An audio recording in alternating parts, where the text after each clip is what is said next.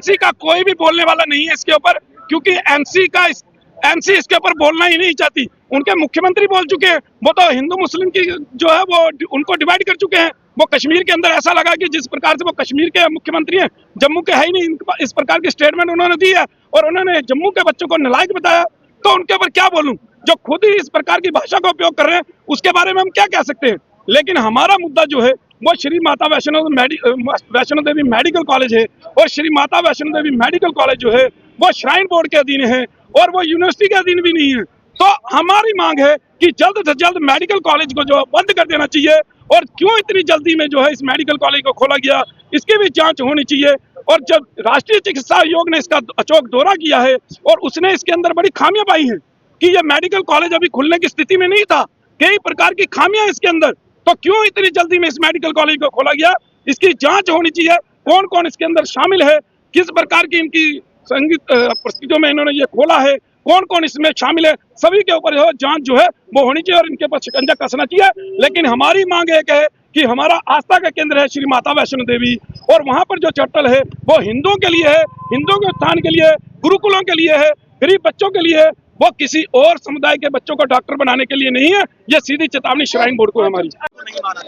देखिए, जिस तरह से आप सभी जानते हैं कि पिछले लगभग 1.5 महीने से संघर्ष समिति द्वारा जो है ये लड़ाई लड़ी जा रही है, जिसमें हमारा साफ संदेश है कि हिंदू श्राइन से इकट्ठा हुआ हिंदुओं का चंदा जो है वो साफ तौर पर एक हिंदू धर्म विशेष के लिए ही खर्च किया जाना चाहिए।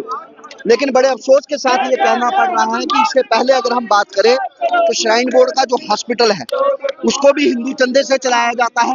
बार बार उसके लॉसेस पूरे करने के लिए श्राइन बोर्ड के पैसे से उनको पैसा दिया जाता है, लेकिन वहां पर साफ तौर पर कमर्शियल एक्टिविटीज जारी है। उसी संदर्भ में इस मेडिकल कॉलेज में भी लाखों रुपए फीस रखी गई है। हम साफ तौर पर ये मांग करते हैं, श्राइन बोर्ड संघर्ष समिति की ये मांग है कि ये मेडिकल कॉलेज तत्काल प्रभाव से बंद किया जाना चाहिए, क्योंकि हिंदू आस्था को कहीं ना कहीं से ठेस पहुंचेगी। जब वहां पर एक धर्म विशेष के 50 में से 47 बच्चे पढ़ेंगे तो उनके खान पान को लेकर, उनके पूजा के तरीके को लेकर बार बार उंगलियां उठेंगी, बार बार वहां पर लॉ एंड ऑर्डर प्रॉब्लम हो सकती है। तो इसलिए इसको तत्काल प्रभाव से बंद किया जाना चाहिए। रही बात उपराज्यपाल की, तो आपने देखा कि जब उनकी बात आई तो हमने लोक भवन के बाहर उनके पुतले जलाए, श्राइन बोर्ड के सदस्यों के भी पुतले जलाए गए। लेकिन इस पूरे प्रकरण में उमर अब्दुल्ला जो जम्मू कश्मीर के सीएम हैं, वो शायद ये भूल चुके हैं वो कश्मीर के नहीं जम्मू के भी सीएम हैं। आज असेंबली के अंदर clear cut majority Omar Abdullah के पास है, और जब ये मुद्दा शुरू हुआ, इसकी बुनियाद कहां से आती है? श्राइन बोर्ड एक्ट से। वो श्राइन बोर्ड एक्ट तब की उमर अब्दुल्ला सरकार के दौरान बनाया गया था, जिसमें बड़ी चालाकी से ये रखा गया कि हिंदू श्राइन का पैसा किसी भी धर्म के लिए इस्तेमाल किया जा सकता है। आज जब पूरा जम्मू सड़कों पर है, उमर अब्दुल्ला पिछले 1.5 महीने से लगातार खामोश हैं। उनकी एजुकेशन मिनिस्टर शकीना इत्तू लगातार खामोशी बरते हुए हैं। लेकिन जिस तरह से संघर्ष समिति ने बार बार इस मुद्दे को उठाया और शिकायत दर्ज की थी एनएमसी में, एनएमसी की इंस्पेक्शन के बाद इसमें तमाम त्रुटियां पाई गई है। हम ये मांग करते हैं कि तत्काल प्रभाव से इस मेडिकल कॉलेज को बंद किया जाए। हिंदू श्राइन का कोई भी पैसा कमर्शियल एक्टिविटीज के लिए इस्तेमाल नहीं होना चाहिए, चाहे वो प्राइवेट हॉस्पिटल हो, चाहे वो प्राइवेट मेडिकल कॉलेज हो।